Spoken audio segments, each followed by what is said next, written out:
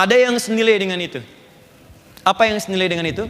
Dia tidak haji karena tidak ada kesempatan berangkat, dan dia tidak mengerjakan yang lain, tapi dia punya momentum untuk mengerjakan satu ibadah di waktu yang sangat sempurna. Apa itu waktunya? Min hadhil ayyamil ashri, yaitu 10 hari pertama di bulan Dzulhijjah. 10 hari pertama di bulan Dzulhijjah. Oh, saya tidak main-main dengan kalimat ini kalimat Nabi. Perhatikan kalimatnya. Ya'ni min hadhil ayyamil ashri. Yang saya maksud kata Nabi, 10 hari pertama di awal Dzulhijjah. Jadi kalau teman-teman melakukan amalan di awal pertama bulan Dzulhijjah 1 sampai dengan 10, itu pahalanya, perhatikan baik-baik. Pertama, amalan akan di-upgrade langsung oleh Allah menjadi amalan yang dicintai oleh Allah. Kedua, nilainya senilai dengan jihad fi sabilillah. Yang kalau saat amalan itu dikerjakan Anda wafat, statusnya mujahid dan syahid. Syahid. Kalau Adi Hidayat yang menyampaikan, Anda boleh tinggalkan. Tapi kalau Nabi yang janjikan, apakah ada sifat dusta pada diri Nabi? Sedangkan beliau al-amin yang sangat dipercaya. Jelas ya? Saya ulangi, ini tidak main-main. Amalan dicintai oleh Allah dan status amalnya naik menjadi jihad, senilai dengan jihad. Kalau wafat mengerjakannya syahid. Anda baca Quran di luar 10 hari ini, pahalanya 10 setiap huruf. Tapi kalau masuk di waktu ini, Anda baca langsung naik status, dicintai oleh Allah dan sedang senilai dengan jihad. Setiap hurufnya jihad, setiap hurufnya jihad. Wafat sedang baca Al-Quran, seketika syahid fi sabilillah. Kapan waktunya? 10 hari pertama di bulan Dzulhijjah. Kita sudah kehilangan hari pertama, kemarin Jumat. Hilang satu kesempatan. Sekarang hari Sabtu, hari yang kedua. Kita punya kurang lebih 7 sampai 8 hari ke depan untuk memaksimalkan ini. Sekarang pertanyaannya, amal apa yang penting dikerjakan di sisa waktu ini sehingga status kita bisa dinaikkan dengan 2 hal yang paling utama yang dimaksudkan. Ini mukaddimah yang saya sampaikan. Sekarang kita masuk kepada inti bahasannya. Jelas sampai di sini? Baik. Nanti kita bagi waktu untuk diskusi ya. Bismillah. Amalan apa yang dikerjakan di awal bulan Dzulhijjah sehingga mendapatkan 2 keutamaan. 1 dicintai oleh Allah, yang kedua amalan itu naik status menjadi amalan senilai dengan jihad fi sabilillah. Teman-teman tolong buka dulu Quran surah ketiga Ali Imran ayat 31. Saya akan mulai pada bagian yang pertama dulu. Quran surah ketiga ayat 31 paling kiri sebelah atas di mushaf. Ada ayatnya, qul in kuntum tuhibbunallaha fattabi'uni yuhibbukumullahu wa yaghfir lakum dzunubakum. Ada ayatnya? Oke. Sekarang fokus lihat baik-baik.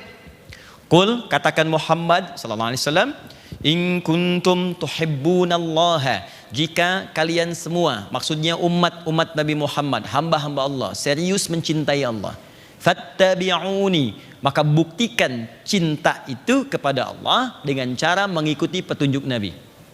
Dikata Allah, kalau kalian mencintaiku, ini aku kasih cara bagaimana mencintaiku. Aku berikan kuncinya. Aku berikan bimbingannya kepada Muhammad sallallahu alaihi wasallam. Ikuti Nabi Muhammad, engkau dapatkan cintaku. Jelas ya? Saya sering katakan, ingat ya, cinta itu kaidahnya butuh pembuktian. Kaidah cinta dalam Al-Quran butuh pembuktian. Cinta tidak butuh dikatakan, dia butuh dibuktikan. Jangan dengarkan para akhwat kalau ada laki-laki mengatakan saya mencintaimu. Ya, kalimat pertama kalau belum menikah katakan kepadanya, jangan katakan aku mencintaimu. Buktikan cintamu dengan menuliskan namaku di buku nikah kita. Catat. Oke. Yang aku butuhkan bukan kata-kata, aku butuh BPKB, buku pernikahan kita berdua. Aku nggak mau Dilan yang aku banyak motor, tidak. Yang aku butuhkan tuh buktinya. Ya, sentuh ia tepat di hatinya, maka ia akan jadi milik untuk selamanya. Paham ya? Oke. Nah, sama. Anda cinta pada anak kan butuh pembuktian.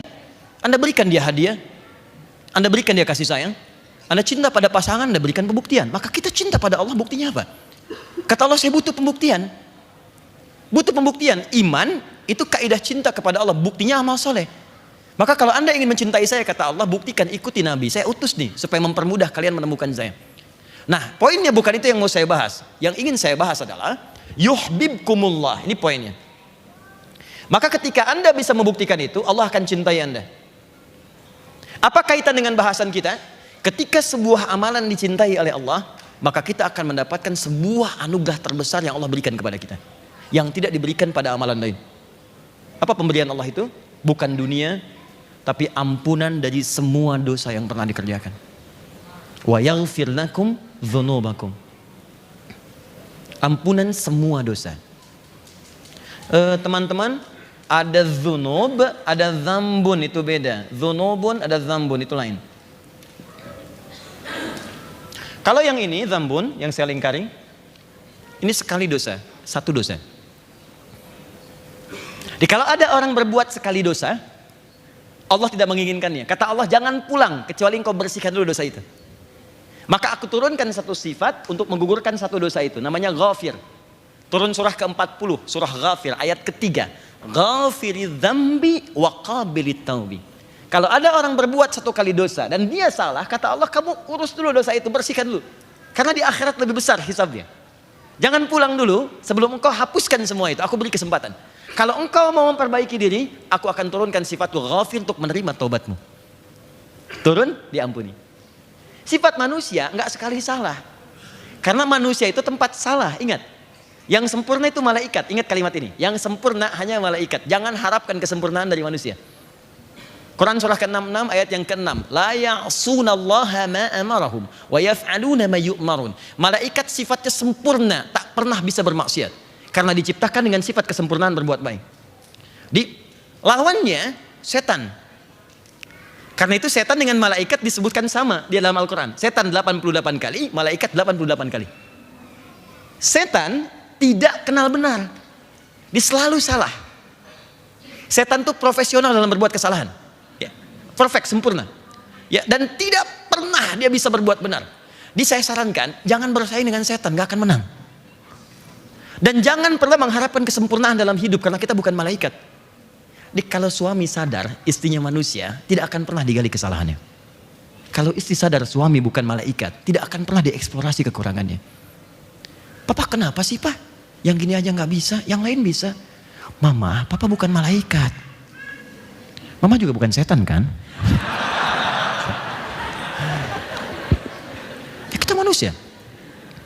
Tapi ingat poin terbesarnya, manusia salah, tapi dia diberikan jalan untuk kembali dan mau tobat. Adam manusia, Adam salah. Dicontohkan oleh Allah dengan turunkan kalimat tobat. Quran surah kedua ayat 37. Fatalaqa Adamu min rabbi kalimatin fataba alaih. Allah dapat kalimat, Allah turunkan kalimat tobat pada Adam, diikuti diterima tobatnya. Apa kalimatnya? Quran surah 7 ayat 23. Rabbana zalamna anfusana wa illam taghfir lana wa tarhamna lanakunanna minal khasirin. Diwariskan kalimat itu kepada anak cucunya ke kita. Karena Adam itu nabi, dijaga dari maksiat. Cuman sifat kemanusiaannya ditunjukkan supaya kita dibimbing untuk tobat. Bagaimana caranya? Kalau Adam itu nabi, dijaga. Tapi karena kita bukan nabi, nggak terjaga. Kalau salah, kembali. Maka turun keterangan Adam di Quran surah 7 ayat 26. Ya bani Adam, la yaftinannakumus syaitanu kama akhraja abawaikum minal jannah. Hei anak cucu Adam, jangan lagi engkau digoda, digelincirkan oleh setan seperti bapak ibumu dulu dikeluarkan dari surga. Maka ikuti ini, ada panduan. Nah kembali ke bahasan kita, poinnya adalah jika manusia berbuat salah terkumpul, maka kalimatnya berubah bentuk jama' dari zambun jadi dzunubun. Banyak salahnya, banyak. Maaf ya, mata salah lihat, telinga salah dengar, lisan salah bicara. Padahal keterangan jelas dalam Al-Quran, jangan mencela, la yaskhar, masih mencela. Jangan bikin hoax. Wailul lil mukadzibin, celaka bagi para pembuat hoax. Orang yang berdusta. Masih bikin hoax. Maaf, jangan curang. Wailul lil mutaffifin, masih ada yang curang dalam pekerjaan, timbangan dan sebagainya. Jangan bergibah, gosip. Bikin acara gosip. Layak taba'dukum ba'du, dinikmati lagi. Salah kan? Jangan sombong. Kemarin jalan kaki biasa aja, setelah punya Ferrari, mau subuh aja, muter dulu pakai Ferrari ke komplek. Assalamualaikum bro, ayo subuhan. Masya Allah, orangnya gak keluar, ternyata sedang ke Bandung. Apa Apa yang mau dicari gitu? Gini deh, gini. Kalau mau gampang mengukurnya gini. Siapa yang nggak punya dosa, boleh angkat tangan. Yang nggak punya dosa, boleh angkat tangan. Nggak apa-apa, angkat aja. Saya pulang. Anda lebih layak untuk ceramah. Oke, yang dosanya sedikit boleh angkat tangan. Sedikit. Oke. Yang agak banyak kan? Baik. Yang banyak? Oh, Masya Allah ya, baik ya. Baik ya. Alhamdulillah. Baik. Yang ingin masuk surga boleh angkat tangan? Oh, Masya Allah, luar biasa. Surga Firdaus? Dengan Nabi lagi? Ya. Ya itu, selalu muncul keanehan seperti biasa. Banyak dosa, melimpah luar biasa, cita-cita surga paling tinggi dengan Nabi gitu loh. Itulah luar biasa. Top lah pokoknya. Nah, sekarang kita pengen dapatkan itu gimana caranya? Itu nggak mudah. Mata, hari ini aja udah salah lihat berapa kali mata? Salah nonton, ya, salah lihat di WhatsApp, media sosial dan sebagainya. Lisan berapa kali salah. Berpikir kita sudah salah.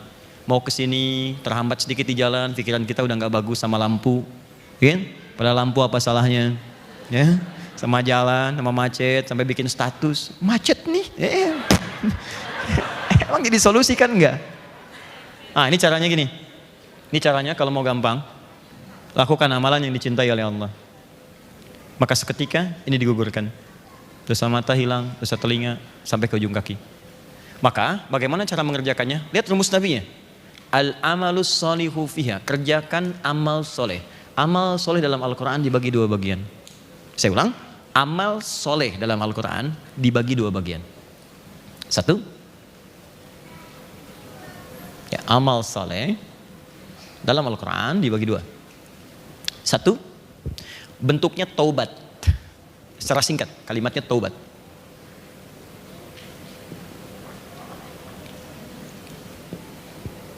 Bagi yang pernah berbuat salah, jadi merasa salah, terus kita tinggalkan kesalahan itu. Kita taubat.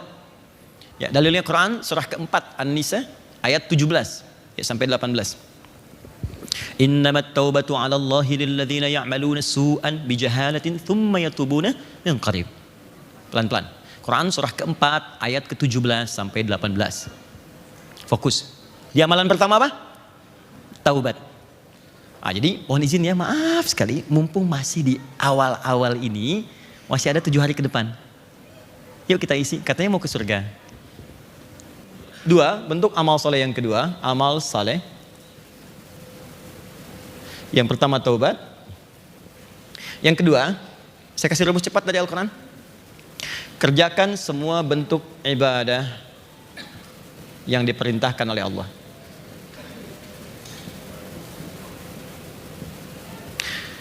Saya kasih rumus cepatnya, perhatikan baik-baik. Teman-teman, kalau Anda bertanya, Ustadz, bentuk ibadahnya apa? Supaya saya bisa meningkatkan amalan. Dan saat dikerjakan amalan ini, dia senilai dengan jihad tadi pahalanya. Jadi yang pertama, dosa sudah hilang dengan taubat. Yang kedua, kerjakan semua bentuk amalan, ibadah. Supaya kita mendapatkan nilai yang senilai dengan jihad tadi. Nah, kunci cepatnya adalah, karena ini bentuknya amal soleh, nanti cari kalimat yang bersanding dengan amal soleh dalam Al-Quran.